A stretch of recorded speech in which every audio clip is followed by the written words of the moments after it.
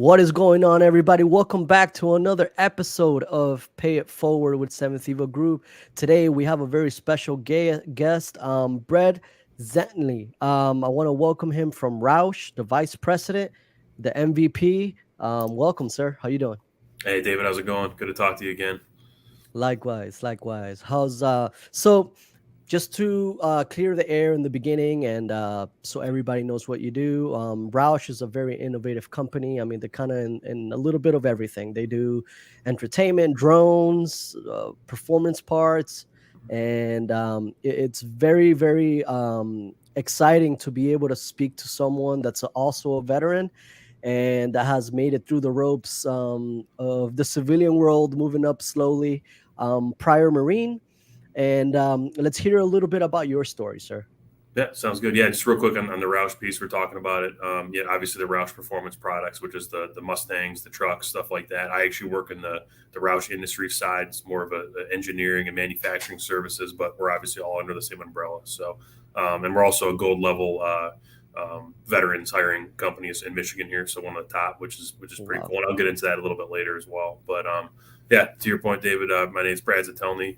Did 4.5 to 5 years in the Marine Corps active duty as an officer. So went to did the OCS thing, commissioned, went did the training pipeline, got platoon commander time, a little bit of company XO time, a couple other little things billets I got to hold while I was in. Got out in 2016. Kind of before I got out, I really started trying to understand what I wanted to do and how I could apply the experience as my experience in the military to the corporate world, and started really studying for the program management certification, the PMP, and getting ready for that. So I got out in 2016 and really had a job lined up. I don't know how much we want to go into that whole process, but started at Roush literally the Monday after I got out. I got out on a Friday, took the uniform off, drove up here from North Carolina, and I was in the office on a Monday. So didn't really have hardly any time to adapt, but which is actually probably a good thing as well. And been at Roush ever since. So started as a project manager. That was my first position here. Kind of just took on more responsibility. Program manager, senior program manager. I was a director of a group for about 3 years. And then last year, right around this time, I got the vice president role as well. So just kind of moving up and taking responsibility and from going from there. I also did, while working here, I did the 21-month Michigan State University master's program as well with their business school. So did that while working. So it's been a busy 7 years, I can tell you that. So. Well, that's great, right? I mean, and that kind of puts in perspective, right? A lot of the things that the military kind of honed in on you, right? Like that discipline and the eagerness to be able to move forward, right? And clearly proper planning, right? Proper Absolutely. planning and execution of Yeah. certain tasks. Tell me a little bit about some of the hurdles. I mean, not so much the hurdles because obviously you transitioned pretty rapidly. Yeah. But do you wish that you would have had a little bit more time to be able to adapt to the civilian world, get your feet wet, or you know, being able to kind of turn off the switch and move on?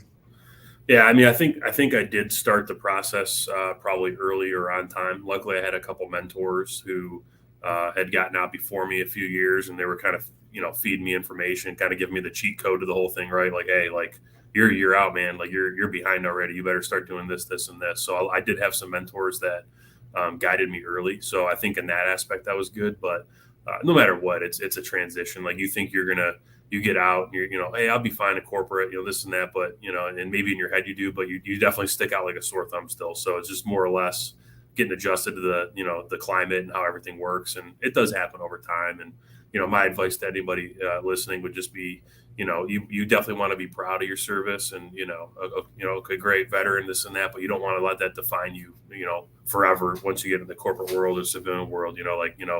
Definitely it's in your background, but it's time to move on and really just really focus on your career, right? Yeah, and I think that's very important, right? Trying to Yep. be able to balance it, right? Because yes, there is some skills that you do acquire as a service member, Yep. and that are very positive, but there's also the ones that we were. categorized as not so much as people per people. You know, Yep. we are very direct, sometimes too stern to the point that we're rude. And I think being able to get mentorship, as you mentioned, right, and having someone in your back pocket to be able to lean on and ask the questions that people are afraid to ask in public, it's very crucial for positive transition in the military.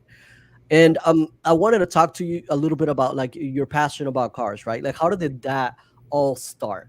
Okay, because clearly, I mean, we you've shown me your rides now. I mean, you have a beautiful Corvette, two Corvettes, I believe, No, and a what one 50X. Corvette? No, One Corvette. one. Okay, Yeah. yeah, and you're getting some goodies done on that, which is great. Yeah. But talk to me a little bit how that honed you in also in the company that you're working in. Yeah, so I've always been a car guy. I mean, you and I talked about it.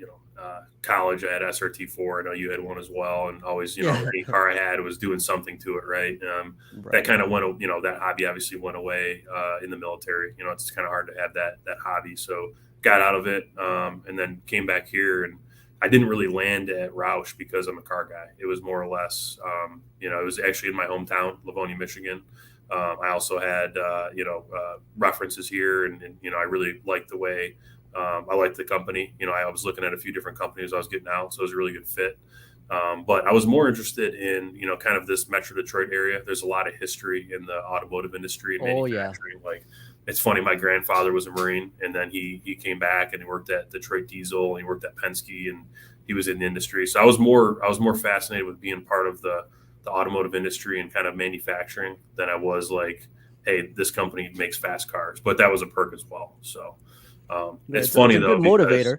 it is, yeah. And just a quick story. So there's a really good tight knit veteran community here at Roush, and one of the gentlemen, Paul Bowser, who I should probably hook you up with him and a couple others as well. Who's been at the company for a very long time. There was a veterans event going on that Roush was part of, and he couldn't make it. And he had a Roush Stage 3 Mustang, supercharged and everything, but it was wrapped in like an OD green wrap that had the Nice. Veterans Initiative program, like emblems on it, stuff like that. And he literally threw me the keys and said, "Hey, take my car for the weekend and go to that event and represent Roush." I was like, "No way, man! This is awesome." So, This is but great. but that is what reinvigorated my. That was about 2 years into my career here. That's what reinvigorated my love for cars. And I think it was like a couple months later, I had a Roush Stage 3 Mustang. So that's kind of how I got back into it. Now, obviously, I'm fully back in. That's So quite proper. yeah, That's a yeah, good escalation of force there, I yeah. think. And I wanted to ask you as well, right? You're saying that the veteran community is pretty tight knit over at Roush, Yeah. and what tips would you give some of the transitioning service members that are looking to get into the auto industry, right? And that sometimes are, for the lack of better words, intimidated by the sheer size of the the industry, and Yeah. you know being able to begin from the bottom and work themselves up, because there is a progression that some people fail to understand. Yeah. So I think the biggest thing, I mean, find the right company. That's what I learned early in my search here. Like for example, Roush and many other companies in this town and in other areas are very, they have veterans programs. We have the VIP program to where there's actually a person dedicated to veteran and diversity hiring, which is awesome. So I see it all the time on LinkedIn. I see people get out and they make this resume with all their military experience, but they try to translate it in a way. It's like, let's say they were a platoon sergeant. They're like, "Oh, I was a program manager and I did." It's like, no, don't. Like, you should, in my opinion, you shouldn't have to tailor your resume to make it sound like you were some civilian job. If the company you're applying to can't translate that for you, find a different company, right? So that was Right. one thing I liked about Roush, is you can put your pure like military resume, and it was going to go through the process, and it was going to get screened and translated accordingly, right? And other companies do the same thing, but then there's some companies who don't, so have that in place, and it's like, well, don't even waste your time trying to translate it. Like, focus on the companies that are willing to take a veteran straight out of the military, and and understand that resume, right? Yeah, and it's crucial, right?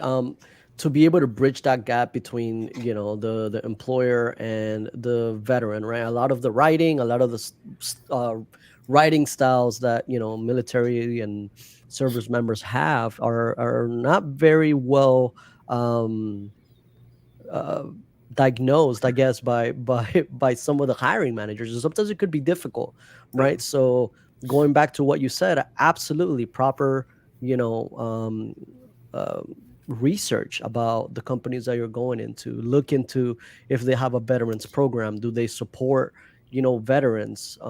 Check their LinkedIn, see how many veterans are in the company. Things like that are very important to um, be able to have a mentor as well in there, because as we say, a lot of vets are very broy, and we Yep. like to help each other out, right? Yep. And finding that, it's very important. And another question for you: what does Roush, okay, if you're able to talk about it, have in the pipeline right now, right? I mean, we're going through a huge transition with EVs and Yeah. all these new type of vehicles that, sometimes kind of get you disconnected as a gearhead, as a car enthusiast, right? But I'm sure that you guys, as a, engineering company and entertainment company, have a very uh different outlook as engineers and people like that, to be able to fulfill that car enthusiast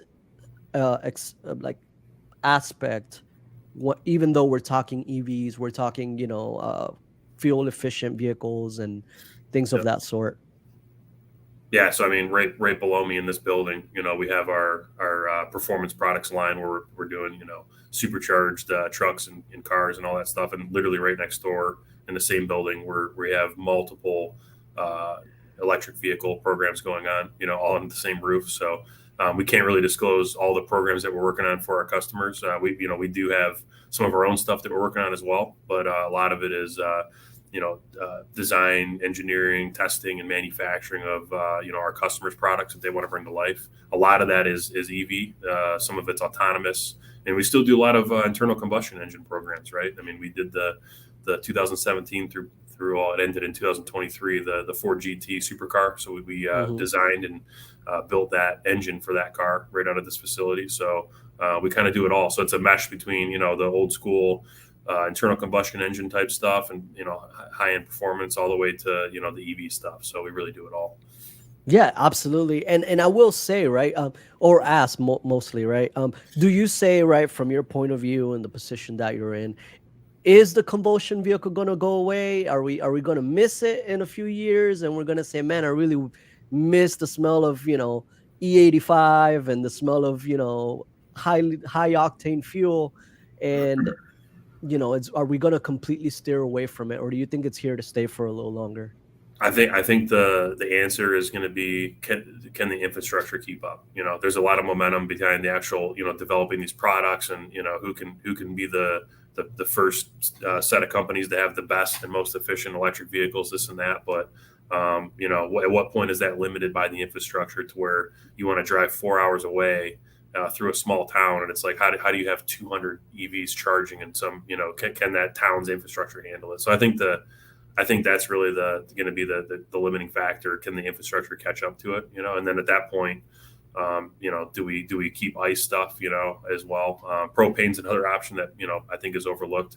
Roush actually has a propane product in our Roush Clean Tech group, but I don't. I think it's going to be a while. I mean, I personally prefer. I obviously like internal combustion engine, everything about it. So I think it's here to stay for a little bit. So yeah, That's good news. But yeah, yeah, you're absolutely right. I mean, the electric manufacturing and, the resources that it does take, right? I mean, we're talking like natural resources, we're talking power plants, we're talking numerous factors that definitely create somewhat of a hurdle, long term. no, If we speak specifically, let's say Texas, right? I mean, we all know, their electric system is, it's good, but it does have its limitations, right? I yeah, mean, in previous years, we've seen that, they had to cycle through like air conditioning and Yep. all these crazy things, and that's also due to like global warming, but that's another like topic that we could get into some other time. But Mhm. yeah, the resources in the power grid, and a lot of that needs to be, I think it's a long way from being perfect for sure. Well, that's what I struggle with. I remember last summer on the news, I kept hearing about California and limiting. They were having people limit their usage of air conditioning because the grid couldn't handle it. I'm like, okay, but simultaneously, all cars have to be electric by I think it's like 2030 or something. So it's like so you can't use your air conditioning, but we're going to say we're going to charge all these cars, right? So it doesn't really Got add up to it. me. Yeah, I think sure. I think someone a lot smarter than me needs to answer that question. But from my view here in Detroit, I do ask some of those common sense questions like, can we even support this this initiative, right? Right. I So mean, it's, in our humble opinion, right? It does brief well on a, on a like a conference or something like that, that yeah, we'll make it, by 3035 and all that yeah, good stuff. But then when you, kind of look at statistics and how many vehicles are actually on the road, I mean, it's a lot. It's a it lot. is. And I Yeah, think gas has done us pretty well for the last 100 years, I think so so.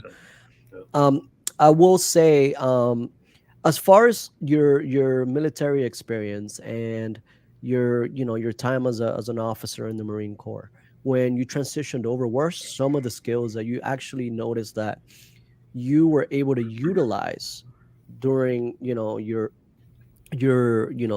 beginning of your career in the civilian sector? Yeah, I'd say definitely the leadership piece of it. Just obviously going through that training pipeline, you learn a lot about leadership. Also, when you show up to your platoon, you're learning leadership lessons every single day. I made a lot of my leadership mistakes, in that Oh yeah. phase, in that part of the career. So you learn from it. You don't make those again. But really, just the ability to, as a platoon commander, for example, you may have multiple functions working under you, right? Like maybe it's you have a dog handler, maybe you have snipers, maybe you have engineers. You have all these other people that you don't really know their job fully. You know Right. enough to employ that function, but you don't know everything about it. So I think that was the most valuable thing for me applying that here to where, especially in project management, where I always compare project program management to being a platoon commander, right? Because you're kind of you're responsible for the team, but you have all these other people who do these other things that it's not your job to know everything or be absolutely in the weeds, but you better know how to employ them properly and to bring the team together and create a process to where you can communicate and move the program forward. So I'd say the biggest thing for me was the leadership piece, and a lot of it's just the basic stuff. I do think the corporate world, civilian sector, it does lack a lot of leadership that you see in the military. You don't see here. Just the selfless stuff, like Right. not asking your people to do anything you wouldn't do yourself. Like there's some of that out here. So it's good to bring that in, but it's also good to bring in the experience of how do you bring a team together to achieve the common goal. And I agree 100%, right? As a platoon sergeant during my time as well, right? um be Having the capacity to properly talent manage, it's crucial. It is Yep. absolutely crucial. And I think that a lot of these service members that are transitioning over from the civilian world, and all these veterans that are looking for jobs as well, might have those traits to be able to work in any automotive industry, if they have the will and the eagerness to learn, on Yep. top of that, right? And being humble as well, right? Because you got Yep. to go there, ready to, if you got to scrub a toilet into two, that's fine, that's okay, Yeah. right? But make yourself a career in that organization, and then just move up slowly, right? And show your skills and hone down on them, and see what your boss is doing and try and help them, you know No, I'm glad you um, mentioned the word humble because that's literally probably one of the key words I'd say for the transition. You want to be somewhere in the middle. You want to be confident. And I've been a hiring manager for I'm going on like 5-6 years, so I've interviewed a lot of veterans. A lot of experience there. I'd say you want to be somewhere in the middle. You want to be confident enough to be like, yeah, I can do this, and I'm going to figure it out. But you don't. I've also seen some cocky veterans come through that They think they're going to come in and instantly make six figures and get this big job and really not know anything about the industry. So I don't know if that stems from the transition program. I know there's sometimes where it spits out a little formula saying based on your experience, this is what your expected salary is. But like me personally, I took a pay cut coming to the civilian world when I transferred. So you got to, sometimes that's what's required. You're the low person on the totem pole. I got out as a captain, and now I'm here, starting from As a scratch private. As a private. yeah. So I mean, you really have to get ready for that. But you also want to be, you do want to be confident enough to know, like, hey, the stuff. If I did what I did before, I can do it here too. I just had to learn it. And that's another thing is when I was going through that process, like, I didn't just work 9 to 5 and go home and yeah, I'll learn it over time. Like I was actually taking my personal time at night I was reading books, I was taking classes, I was literally doing talking to other people in the company, learning as much as I can. And it's really what you need. It's almost like when you go to the military, you go through boot camp, which is an intense, depending on the branch, right? 2 or 3 Right. months. It's like you probably learn as much. You probably learn a year's worth of stuff in like 2 or 3 months. Well, Yeah. if you want to have a successful transition, like you kind of got to put yourself through a boot camp when you show up and make sure you really understand this stuff to where you can be successful. Well, I mean, that's very valuable, like, advice, right? A lot of people forget about that, right? You don't come out, you know, being worth, like you said, six figures. Yeah.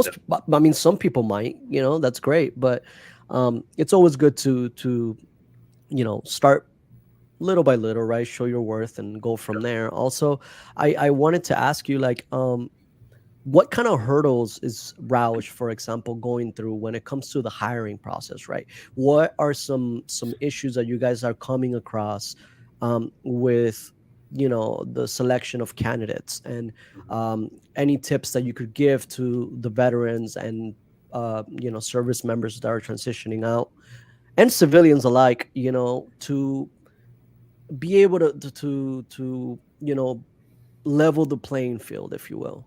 Mhm. Yeah, I think. I mean, during COVID, it was tough. Especially for some of the more direct positions.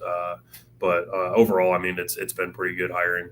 It's just a matter of getting the message out to veterans, and I know we are soon or I think we already are in the Skill Bridge program. Partaking in that as well. So, but again, it's. Are you talking specifically with veterans or just in general? Just in general. Yeah, yeah. Right now, it's okay. Again, during COVID, it was a little rough, but right now we're finding people pretty easily. So, yeah, That's outstanding. yeah, And well, like, as we mentioned before, and keep a level head. Always, try and, do the best you can when it comes to your resume. Mentorship, it's very important, yeah. you know. And is there anything else that you would like to say to, like, the veterans and the guys transitioning out, to ensure that, maybe it'll touch them, maybe it'll, kind of change the perspective about getting out? Do you feel like you would have wanted more help when you were getting out? Anything of that sort? Yeah. Again, I touched on it before, and I know you just did, but having a mentor, whether it's someone or just get on LinkedIn, I would recommend it almost two Man, years it's gone before a you get long out, way. right? Like just start. You better if you think you're going to get out. Like for me, it was always I was either going to do 4 years or 20 years. Like I'm not going to do in between because it's just to me that's just a waste, right? So Hmm. if you know you're going to get out and you have some lead time there, like I would start looking to start building a network 2 years in advance. Get some mentors. Hey, what should I do to get into a similar role? Right? They can start feeding you information. It's literally like the cheat code, right? It's like Yeah. someone who already went through it, someone like, like myself or you or others. It's like, I can tell you exactly what you need to do, but you're never going to figure it out on your own. It's going to take you a while to some failures, right? So I think that's that piece of it. Again, be confident and, you achieve some challenging, amazing things in the military. You can do the same thing in the corporate world, on the civilian world. You really just gotta work hard. And, in the positive note, you can out here, you can do whatever you want to do. I mean, I've seen some pretty amazing stories of people getting out. They've been out for 5, 6, 7 years, and a lot of my peer group, like guys I went through the pipeline with, the Marine Corps Officer Program. I looked on LinkedIn, and it's like, everyone's executives. They're CEOs, vice presidents, directors, lawyers, and it's like you you see you can be successful. You really just have to put your mind to it and work hard. It's a lot of it's just hard work again, right?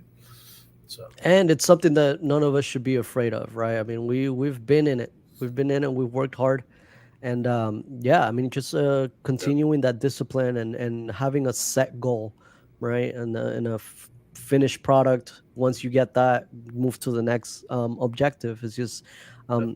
um, how you plan it. But Brad, I wanted to thank you very much for being part of this podcast, and representing the veteran community in Roush, and it's been more than a pleasure speaking with you. No, I appreciate you having me, David. It's been great, and yeah, appreciate you having me. Yep. Well, we will stay in touch for sure. I want to hear a little bit more about how that Corvette turns out, Yeah, and yeah, we'll two just. more weeks I'll have it back. So yeah, Oh man, it's super yeah, exciting. Well, I am really glad to have you here.